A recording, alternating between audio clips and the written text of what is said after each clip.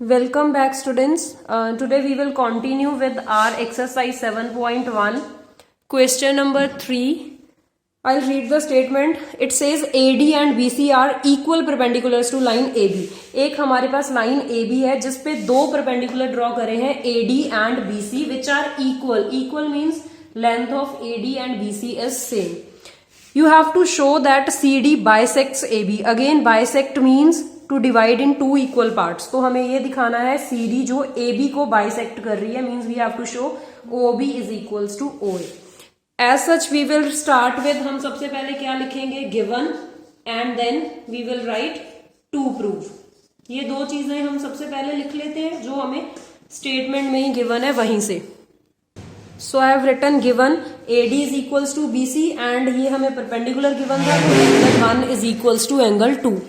Now we will prove. To prove में हमारे पास क्या आ जाएगा, we have to show that CD bisects AB. तो CD AB को बाइसेक्ट कर रही है, means OB is equals to OA. हमें ये शो कर रहा है. अब अगर आप देखो कि OB जो लाइन है वो हमारी ऊपर वाली ट्राइंगल का पार्ट है, तो प्रूफ स्टार्ट करने से पहले हम ये वाली ट्राइंगल को कंसिडर कर लेते हैं, ग्रीन वाली को, प्लस जो नीचे वाली ब्लैक वाली ट्राइंगल है उसमें क्या आ रहा है हमारा OA. तो हम इन दो ट्राइंगल्स को कॉन्ग्रेंट करेंगे. So let's start with the proof. As we did in our first and second question, जिन दो ट्राइंगल्स को कॉन्ग्रेंट करना है हम वहीं से स्टार्ट करेंगे. In triangle BOC and triangle DAO या फिर DOA. अब हमने हमारे 4 रूल्स रिकॉल करते हैं. या तो हमें SSS रूल यूज करना है, SAS करना है, या ASA करना है, या फिर RHS करना है. तो देखते हैं, हमें ये दो चीजें तो गिवन ही है कि AD is equals to BC. तो अगर मैंने ट्राइंगल BOC पहले लिखी है तो उसी का पार्ट में BC पहले लिखूंगी, is equals to AD. Second चीज हमें गिवन है कि एंगल 1 और एंगल 2 ये दोनों ही सेम है. क्यों? क्योंकि दोनों ही 90 डिग्री के हैं. ऊपर वाले का रीजन आ जाएगा कि इट इज गिवन. अब हमें एक और चीज ढूंढनी है. हमने साइड ले ली है, एंगल ले लिया है. और अगर आपको 6th चैप्टर से याद हो, हमने करा था कि जहां पे भी एक्स फॉर्मेशन हो रही है वो हमारे कौन से एंगल्स होते हैं, वर्टिकली ऑपोजिट, और वो हमेशा इक्वल होते हैं. तो हम कह सकते हैं कि एंगल 3 और एंगल 4 इक्वल है, बिकॉज वो वर्टिकली ऑपोजिट एंगल है. तो हमें तीसरी चीज भी मिल गई है, angle 3 equals to angle 4. Reason आ जाएगा वर्टिकली ऑपोजिट एंगल्स. तो अब हम दो एंगल्स यूज कर रहे हैं एक side, therefore by ASA rule triangle BOC जो है हमारी वो कॉन्ग्रेंट हो जाएगी ट्राइंगल DOA से.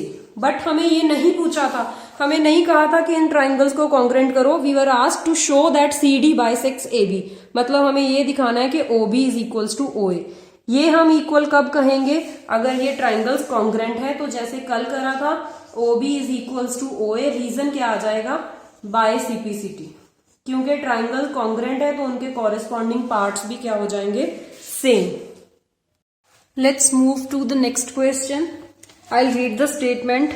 It says L and M are two parallel lines. L and M दो लाइन्स हैं, दोनों ही पैरेलल है. So we are given that L is parallel to M. हाँ जी, again I'll read. L and M are two parallel lines intersected by another pair of parallel lines P and Q. दो L and M parallel lines हैं, ये दोनों intersect हो रही हैं एक और pair of parallel lines P and Q. मतलब next चीज हमें given है P is parallel to Q.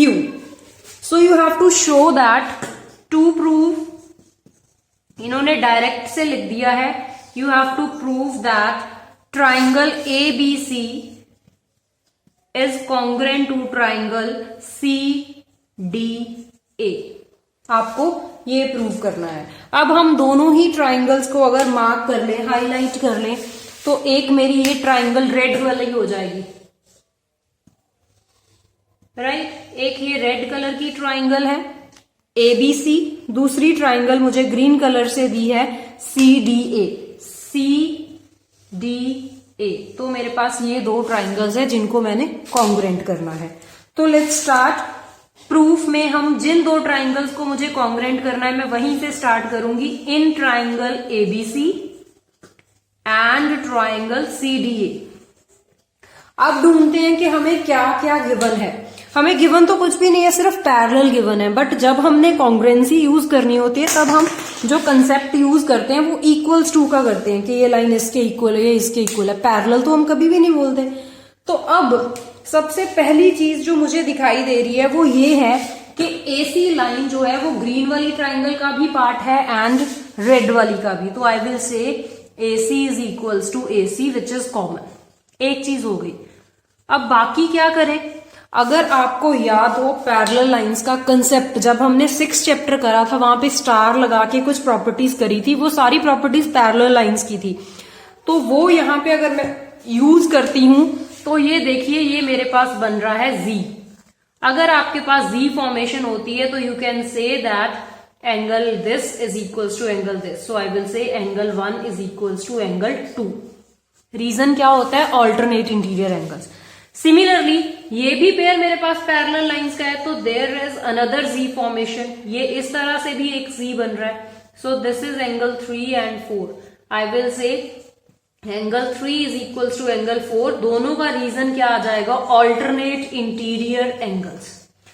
अब अगर यहां पे ये बहुत ध्यान से देखो आप, अगर यहां पे आप लिख रहे हो ना angle 1 is equals to angle 2, angle 3 equals to angle 4, तो फिगर में पता होना चाहिए, दिखाना है आपने कि कहाँ है एंगल 1 एंड कहाँ है angle 2।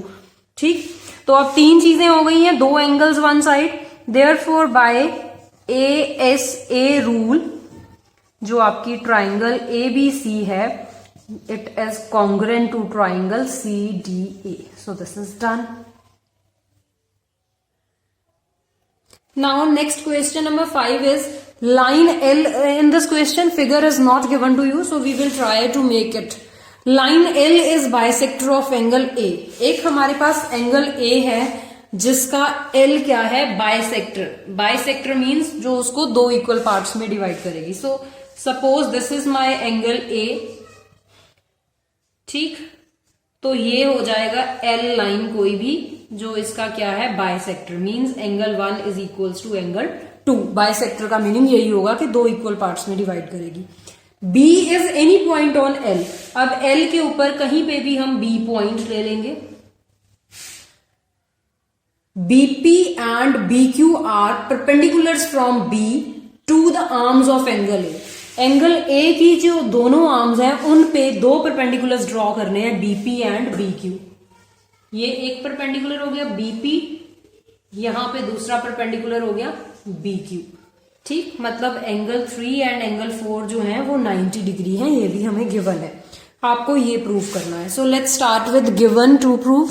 So I have written given angle 1 is equals to angle 2 given था, एंगल 3 इक्वल्स टू एंगल 4 जो कि परपेंडिकुलर्स हैं तो ऑब्वियसली 90 होगा। I have written to proof में जो शो दैट के बाद लिखा था एज सच लिख लिया। Then it is proof. Proof में जिन दो ट्राइंगल्स को कॉन्ग्रेंट करना है हम वहीं से शुरू करते हैं कि in triangle this and in triangle this. So अब मैं इनको हाईलाइट करती हूं। APB कहां है मेरी APB?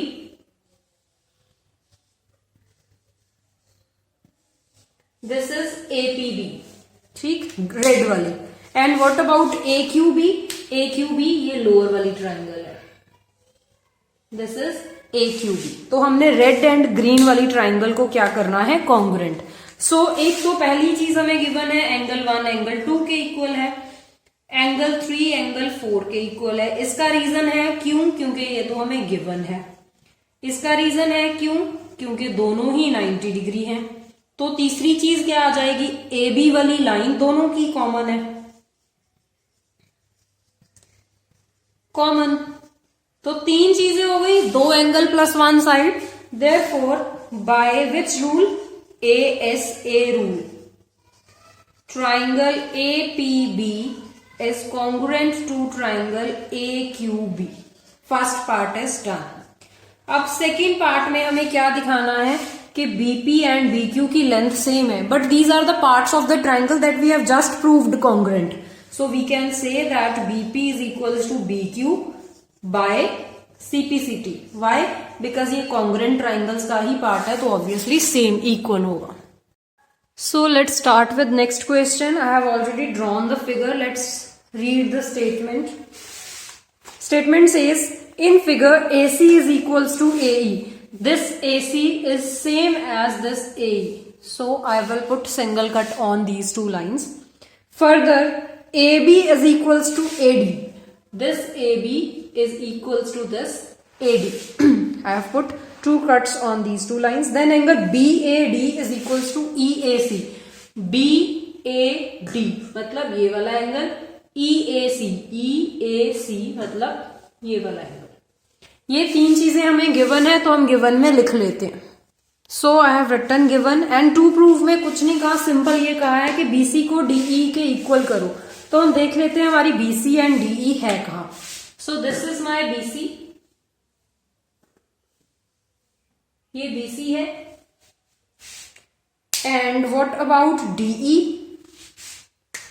This is my DE, तो ये मेरी DE है। अब इनको मिला के हम अपनी ट्राइंगल कंप्लीट कर लेते हैं। ग्रीन वाली ट्राइंगल कहाँ कंप्लीट हो रही है? ये ऑब्वियसली यहां पे कंप्लीट होगी। This is my green triangle.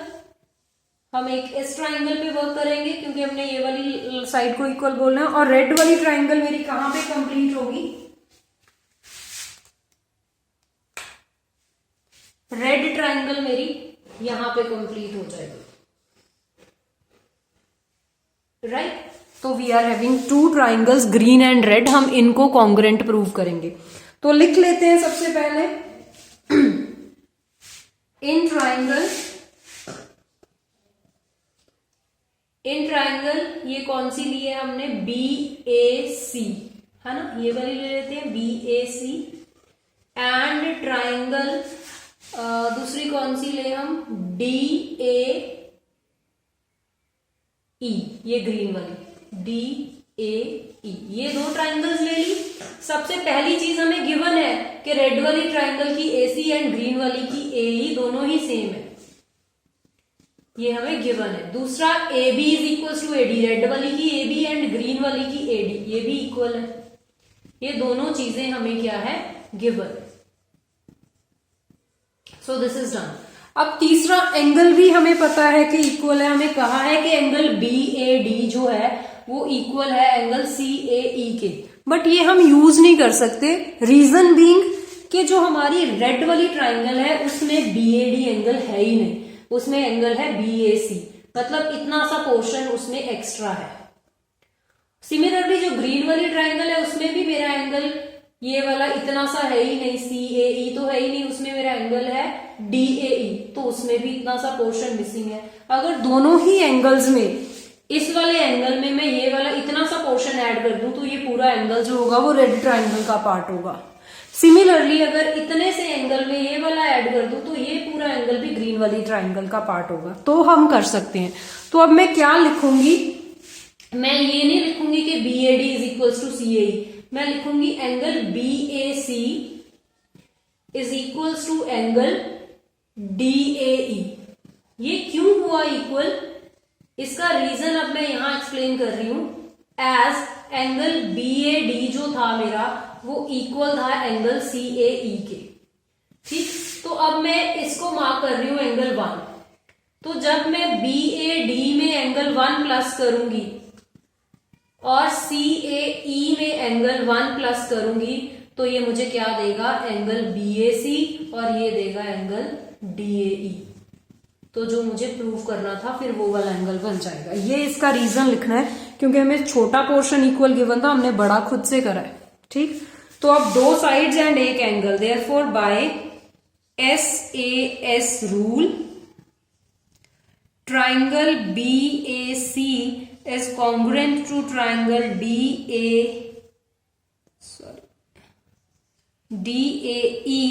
therefore जो हमें प्रूव करना है BC is equals to DE, ये हो जाएगा बाय CPCT। So proved. बहुत इजी था। Let's move to next one. In next question again I have already drawn the figure. Question says AB is a line segment and P is midpoint of D and E. AB एक line segment है,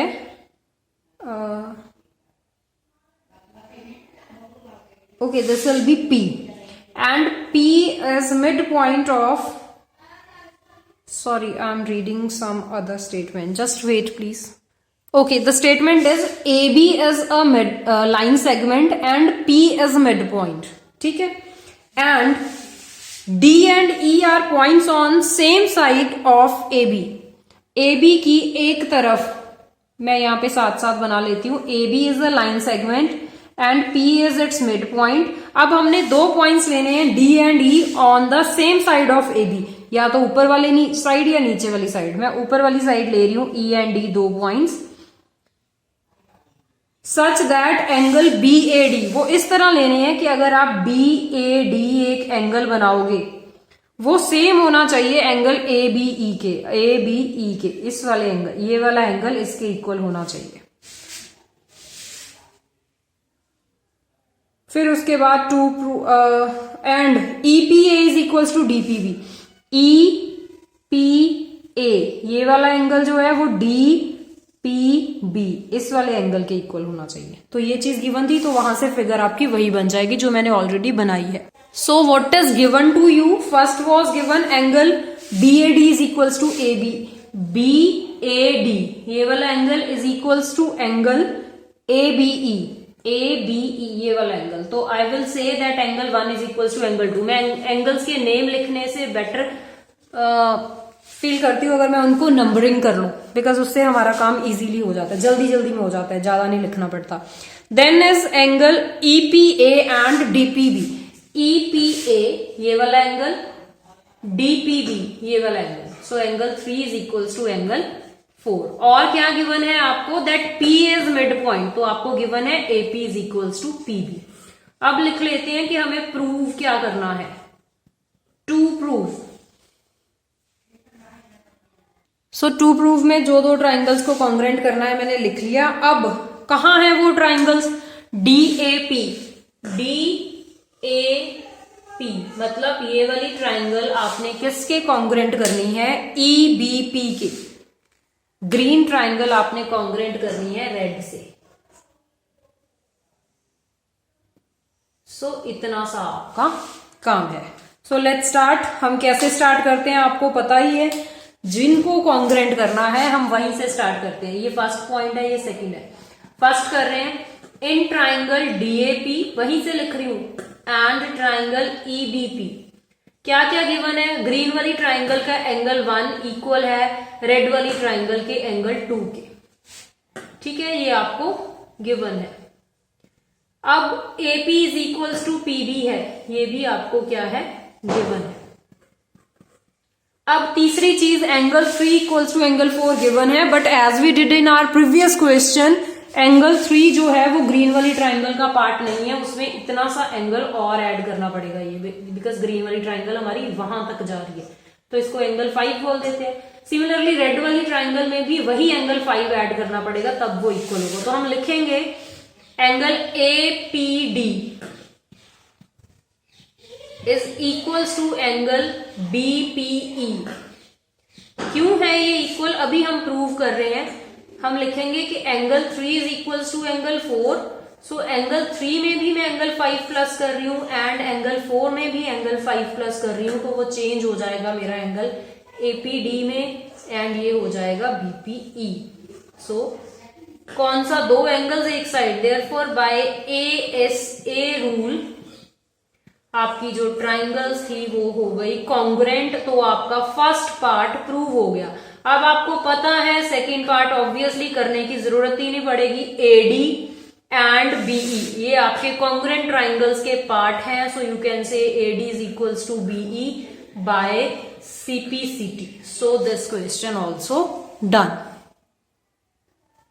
last question from the exercise. इसमें मैं आपको साथ के साथ figure बनाऊंगी, because figure I think given नहीं है क्वेश्चन में. Question says in triangle in a right angled triangle ABC. आपने एक राइट एंगल्ड ट्राइंगल बनानी है ABC, और where they are saying right angled at C. जहां पे राइट एंगल बन रहा है वो आपका पॉइंट C है. A एंड B आप कहीं पे भी मार्क कर सकते हो. Further M is midpoint of the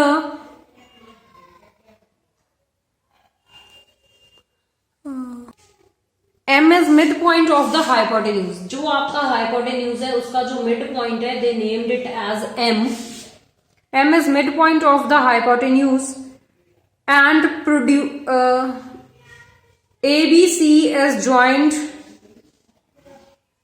to M and produced to point D. Sorry, I will reread. हाँ जी, in right angle triangle ABC right angle at C, तो हमने एबीसी ट्राइंगल बना ली जो राइट एंगल एट सी थे, and M is mid point of hypotenuse AB. AB hypotenuse का M mid point है. C is joined to M, C को हम M से ज्वाइन करेंगे and produced to point D, फिर उसको आगे ले चलेंगे डी पॉइंट तक. और कहाँ है आपका D point? Such that dm is equals to cm. वो d पॉइंट उतना ही होगा जितना आपका cm है. ठीक, ज्वाइन d टू b. अब d को b से ज्वाइन कर दो. ठीक, तो आपको एक तो पता था कि m मिड पॉइंट है ab का, मतलब आपको ये लाइंस भी इक्वल पता थी. तो अब गिवन टू प्रूफ के 4-5 पॉइंट है, मैं सारे एक ही साथ में लिख लेती हूं.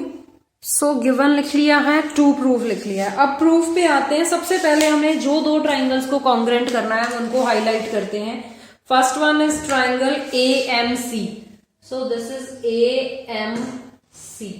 तो ये हो गई आपकी एक triangle. Then they are talking about triangle BMD. ये हुआ BMD. तो इन दो ट्राइंगल्स को कॉन्ग्रेंट करना है, बहुत ही सिंपल है.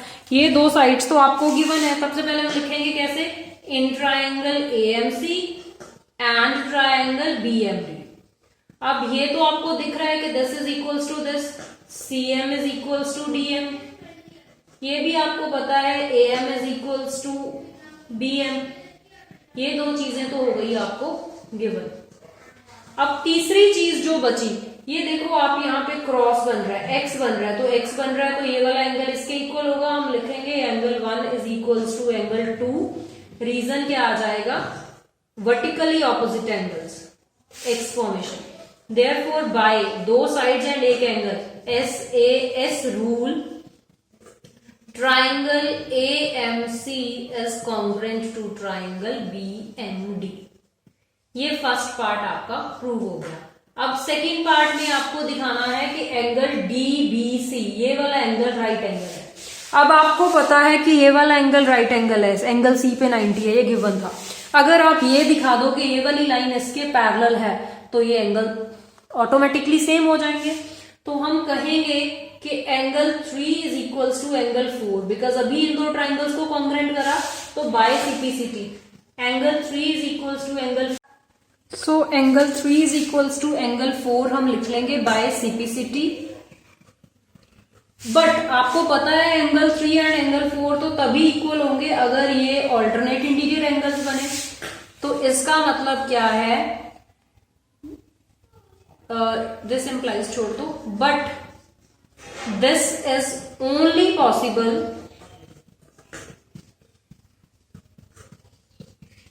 If AC is parallel to DB.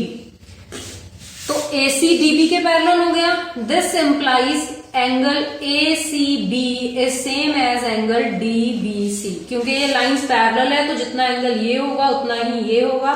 This implies angle DBC is equals to 90 degree. I hope it is visible on screen. Yes.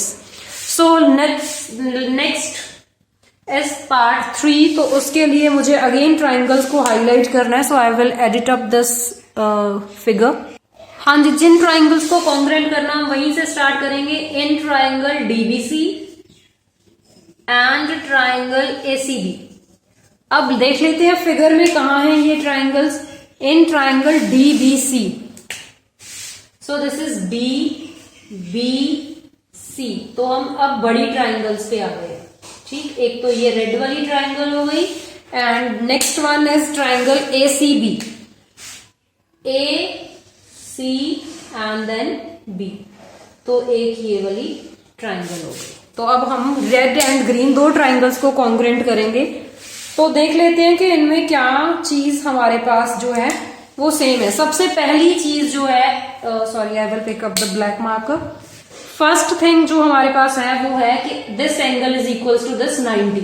हम कहेंगे कि angle ACB is equals to angle DBC is equals to 90 degree. इसका reason क्या आएगा, अभी हमने prove करा है, हम लिखेंगे प्रूव्ड इन पार्ट 2। पार्ट 2 में हमने प्रूव करा है। सेकेंड चीज क्या आ जाएगी, BC is equals to BC। इसका रीजन क्या आ जाएगा, कॉमन, बिकॉज BC ग्रीन वाली ट्राइंगल का भी पार्ट है, रेड वाली का भी। अब तीसरी चीज क्या होगी, देखिए अभी हम क्या करेंगे, जब हमने ये पहले देखो फर्स्ट पार्ट में हमने AMC ट्राइंगल एंड DMB को कॉन्ग्रेंट करा था, तो यहां पे हम बोल सकते हैं, हम यहाँ पे लिखेंगे कि AC जो है वो मेरा DB के इक्वल है। इसका रीजन क्या करेंगे, फ्रॉम पार्ट 1 में हमने AMC एंड BMP को कॉन्ग्रेंट करा था। Triangle AMC is congruent to triangle BMD, therefore AC is equals to DB by CPCT, क्योंकि उनके कॉरेस्पॉन्डिंग पार्ट्स जो हैं वो इक्वल होंगे इसलिए। तो अब दो साइड्स एंड एक एंगल, बट अब ध्यान रखो कि जब भी हम दो साइड्स एंड एक angle that is SAS rule लगाते हैं तो एंगल उन दो साइड्स के बीच में होना चाहिए। हमने क्या लिया, ये वाला एंगल लिया और ये वाली साइड ली और ये वाली साइड ली, ठीक है। तो अब ये हमारा SAS होगा। अब हमने एक रूल और भी करा था RHS, जिसमें हम राइट एंगल ट्राइंगल की बात करते हैं। तो ये राइट एंगल ट्राइंगल ही है, बट इसमें RHS नहीं लगेगा। क्यों नहीं लगेगा, because right angle hypotenuse side, तो उसका RHS का मीनिंग होता है राइट एंगल हाइपोटेन्यूज साइड। तो हाइपोटेन्यूज की अब यहाँ पे हम बात नहीं कर रहे हैं, तो ये SAS है। देयरफॉर बाय SAS रूल जो आपकी ट्राइंगल DBC है वो कॉन्ग्रेंट है ट्राइंगल ACB के। अब fourth part is CM is equals to half of AB। तो अब आप कह सकते हैं, हमने दिखाना है कि CM हाफ ऑफ AB के इक्वल है, हम कह सकते हैं बिकॉज हमने रेड एंड ग्रीन को कॉन्ग्रेंट करा है। I can say CD is equals to AB by CPCT। Part 3 की, ठीक, ये दो ट्राइंगल्स कॉन्ग्रेंट थी तो ये इसके इक्वल होगा बाय CPCT। अगर ये इक्वल है तो इनके हाफ भी इक्वल होंगे। अब CD का हाफ क्या हो जाएगा, CM। तो CM is equals to half of AB. So with this we are finished with our exercise 7.1. So complete it and then we will begin with 7.2. Thank you.